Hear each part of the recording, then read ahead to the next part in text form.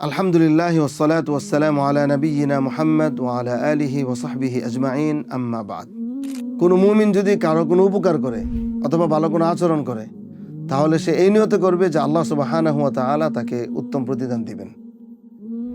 যার উপকার করে তার থেকে কৃতজ্ঞতা অথবা তার থেকে প্রশংসা পাওয়া অথবা তার থেকে কোনো প্রতিদান পাওয়ার উদ্দেশ্যে করবে না।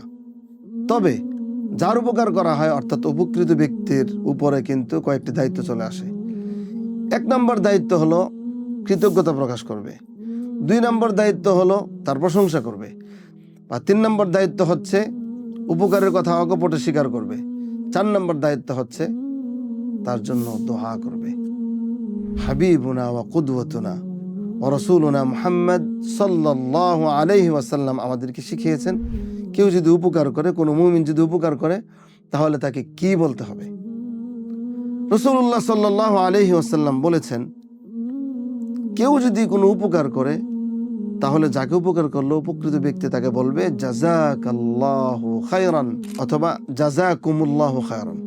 এই কথা বলে কৃতজ্ঞতা প্রকাশ করলে এটা তার জন্য উত্তম প্রশংসা করা হয়ে যাবে।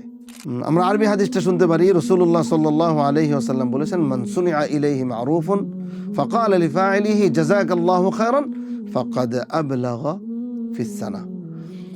আসলে আমরা আমাদের সমাজে যা প্রচলিত রয়েছে সেটা হচ্ছে, কেউ যদি কোনো উপকার করে অথবা ভালো কোনো আচরণ করে, আমরা থ্যাংক ইউ বলি অথবা ধন্যবাদ বলি।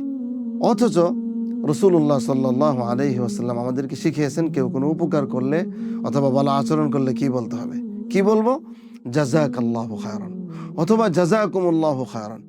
আমরা যদি এটা বলি তাহলে ওর জন্য দোয়া করা হয়, ওর প্রশংসা করা হয়ে যায়, দায়মুক্ত হওয়া যায়। নিজের উপর যে দায়িত্বটা চলে আসলো উপকারকারীর জন্য, সেই দায়িত্বটা পালন করা হলো। অথচ আমরা সেই দায়িত্ব পালন না করে আমরা শুধু বলি ধন্যবাদ। আর যদি বলিও কেউ জাযাকাল্লাহ বলি, জাযাকুমুল্লাহু খায়রান কিংবা জাযাকাল্লাহু খায়রান, সম্পূর্ণ দোয়াটি বলি না বা সম্পূর্ণভাবে কৃতজ্ঞতা প্রকাশ করি না। জাযাকাল্লাহ, আল্লাহ আপনাকে প্রতিদান দান করুন, আর জাযাকাল্লাহু খায়রান, আল্লাহ আপনাকে উত্তম প্রতিদান দান করুন। রাসূলুল্লাহ সাল্লাল্লাহু আলাইহি ওয়াসাল্লাম আমাদেরকে এভাবেই শিখিয়েছেন, জাযাকাল্লাহু খায়রান অথবা জাযাকুমুল্লাহু খায়রান, আল্লাহ আপনাকে উত্তম প্রতিদান দান করুন। আসলে আমরা এই শব্দ দিয়ে যখন কৃতজ্ঞতা প্রকাশ করব, তখন আমাদের সমাজে রাসূলুল্লাহ সাল্লাল্লাহু আলাইহি ওয়াসাল্লামের একটা সুন্নাহ, একটা রীতি প্রচলিত হয়ে যাবে।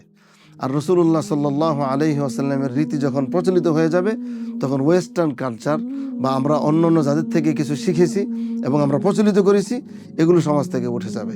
আল্লাহ তাআলা আমাদের সকলকে কৃতজ্ঞতা প্রকাশ করার জন্য এই দোয়াটি করার তৌফিক দান করুন।